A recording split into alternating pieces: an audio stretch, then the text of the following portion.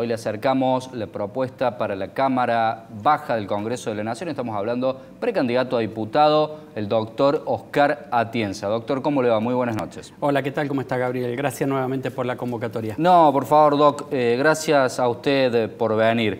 Coméntenos sobre su idea de ser precandidato a diputado nacional y sus propuestas brevemente. Bueno, la verdad que esto surgió a partir de un grupo de gente que nos veníamos reuniendo ya hacía 1 año y medio y de pronto empezaron a organizarse en comisiones de trabajo, empezamos a elaborar propuestas.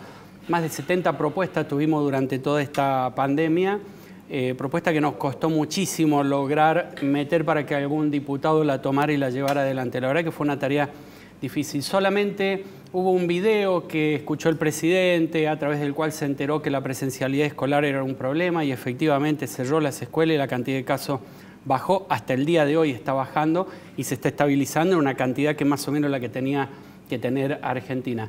Así que bueno, ante la imposibilidad de eso, una amicus curiae también que tuvimos para presentar en la causa de la presencialidad escolar en la Corte Suprema de Justicia, tuvimos inconveniente para poder encontrar el canal político, así es que lo tuvimos que presentar solo.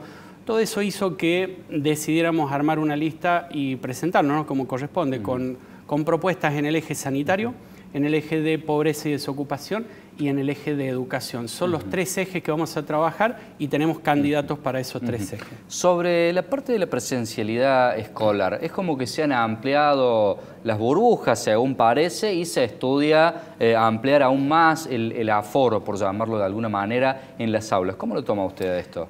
Es riesgoso. Digamos, si vos estudiás el momento, la cantidad de casos que tiene la Argentina es una cantidad baja que te permitiría esa situación. Pero justo es el momento en el que te ingresa una variante, la variante Delta, que es 1260 veces, tiene 1260 veces más partículas virales que la original. 1260, es decir, las han contado. Así es, por cada partícula viral que había en la variante original, acá hay más de 1200.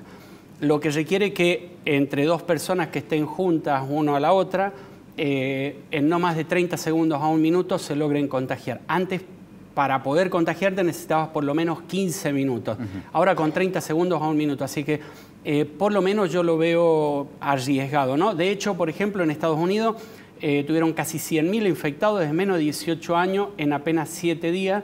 Y antes de ayer hubo un comunicado que sacaron expertos en pediatría en el New York Times avisando lo que estaba pasando porque empiezan a saturarse en Estados Unidos las salas pediátricas, los centros de atención de salud pediátricos. Así que sin lugar a dudas es un riesgo, ¿no? Yo lo pensaría y tomaría algunas medidas antes de habilitar eso. Atienza, ¿cuáles son las propuestas para los jubilados? Hace algunos programas atrás hicimos aquí un estudio con una nutricionista y determinamos que con la jubilación mínima, que es la que cobra la inmensa mayoría de los jubilados, alcanzaba para 25 días de alimentación. Ninguna otra cosa más que 25 días de alimentación. Los otros 6 días del mes no podían comer nada, no podían vestirse, no podían higienizarse, absolutamente nada. ¿Qué le dice usted a esa gente? Y eso es un promedio, eso es un promedio. Hay gente que está muy por debajo de ese tema. Mira, hemos estado visitando comedores en estos últimos tiempos. Y lo que más, el grupo etario que más se ha acercado a los comedores es el de la gente, el adulto mayor que tiene una jubilación que cobra lo mínimo. Así es que hay un problema de alimentación de base que hay que empezar a cubrir. Y lo otro que tiene que hacer el Estado es empezar a blanquear todos los empleados en negro que tiene, como son el equipo de salud, que los tiene precarizados con monotributo, y cuando eso ocurra van a tener mucho más fondos para poder pagarle a los jubilados. Basta de precarizar al equipo de salud. El médico, tenés médico y tenés enfermero en la provincia, kinesiólogos, fisioterapeutas, que llevan 10 años trabajando, no solo en esta provincia, en distintas provincias del país, con un monotributo. No tienen vacaciones, no tienen aguinaldo, no tienen absolutamente nada. Es decir, eso hay que terminarlo y solucionando un poco ese tema también vamos a tener un poco más de fondo para los jubilados. La necesidad básica del jubilado hoy es cubrir la alimentación, que tengan para comer los 30 días que tiene el mes, ¿no? La verdad es que la mayoría ni siquiera llega a eso. Y el tema sanitario y salud están teniendo grandes problemas. muchísimo. El acceso hoy al sistema sanitario es prácticamente imposible. Los hospitales no los reciben, no hay turnos, cuesta muchísimo acceder a un turno, así que ese es el otro tema que hay que solucionar urgente, porque tienen patologías para atender de hace mucho tiempo atrás que no están controlando y eso va a terminar ocasionando problemas. ¿Se puede hacer algo contra la inflación desde el Congreso? Es un tema difícil, creo que tendrían que trabajar allí especialistas en el tema. Mi especialidad da mucho más para trabajar los temas sanitarios. Creo que hay mucho para hacer, pero no sé por qué, cuáles son las cuestiones por las cuales en los últimos 30 o 40 años el tema de la inflación no se ha terminado de cerrar.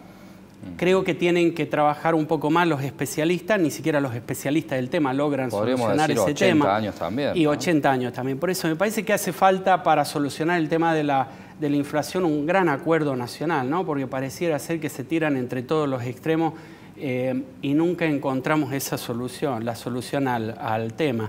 Algunos dicen que bajando el déficit, aumentando la exportación. La verdad que se ha intentado de todo. Yo creo que hay una falsa... digamos, me parece que hay una cuestión de una falta de credibilidad de la gente en el peso argentino y me parece que esa es la base de todo, lo de incrementar tema. Las exportaciones es medio difícil, prohibiendo exportar, ¿no? Sí. Quizás. Doc, una cuestión que le quiero preguntar, pasando al tema de la pandemia, aprovechando que lo tenemos acá. Encontraron en la planta de fluidos cloacales de Bajo Grande la variante Delta. Y yo pensaba, no sé cuál será el porcentaje de la población de Córdoba que tiene cloaca, conectada a la cloaca, más allá de que pase por la puerta de su casa, y ya para encontrarlo en las aguas cloacales, ¿puede ser que sean más de 72 casos de variante Delta de los que tengamos en nuestra provincia con estos números? Porque... A ver, salvo que esas 72 personas tengan cloaca y haya ido y justo ese día hayan tomado la muestra. Eso es muy difícil. En realidad lo que estás pensando es correcto, digamos. Deben ser muchísimas más de 72 personas las que tiran la cadena a diario para que ese líquido sea justo el que tomen en la muestra cuando se sacan las muestras en los grandes tanques y depósitos de aguas cloacales. Es decir, tiene que coincidir justo el momento en el que se tira la cadena, que llega el líquido para que llegue alguien y tome justo esa muestra. Eso no ocurre. La realidad es que debemos tener una alta circulación de la variante Delta en la provincia. Deben ser muchísimos los casos para que esa muestra se pueda tomar. Yo calculo que muchos más de los 1.000 o 2.000 casos que estamos viendo a diario. Es posible que mucha gente lo tenga de modo asintomático porque está vacunada y no se entere. Entonces allí puede estar circulando un poquito más la variante Delta, ¿no? Hablando de vacunas, doctora Atienza, hay gente que ya le está empezando a llegar el turno de la segunda dosis. Los rezagados, miles de rezagados de la Sputnik, ¿no? Que no tenían la segunda dosis de Sputnik y se la combinan con otra. Y esa gente está teniendo muchos síntomas, tienen fiebre, decaimiento. ¿Por qué ocurre esto?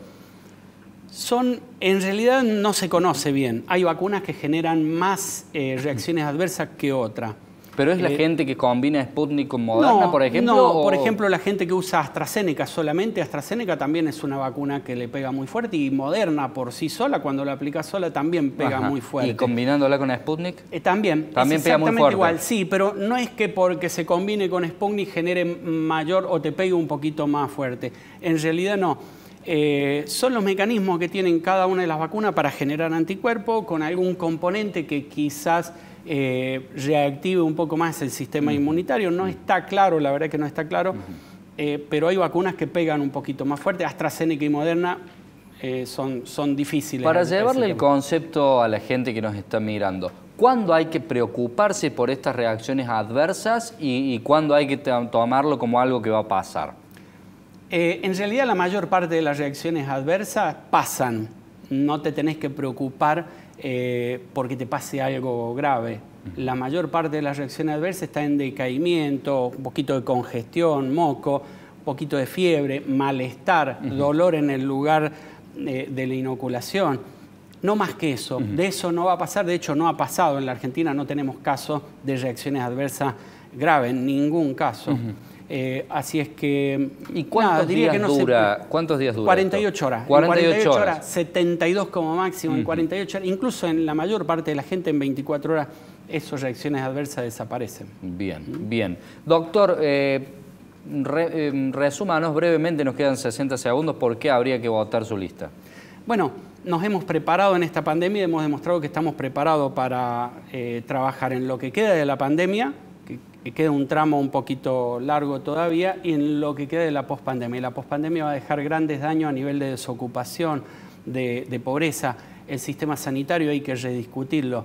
Nos hemos preparado para eso, hemos estudiado toda nuestra vida. Siempre dije que hay que estar preparado para cuando la oportunidad llega. Llegó la oportunidad y le pido a la gente que nos acompañe con el voto porque no nos hemos preparado para esto. Doctor Atienza, que sea con éxito. Muchas gracias por haber formado parte de Meridiano 64. Gracias por la convocatoria.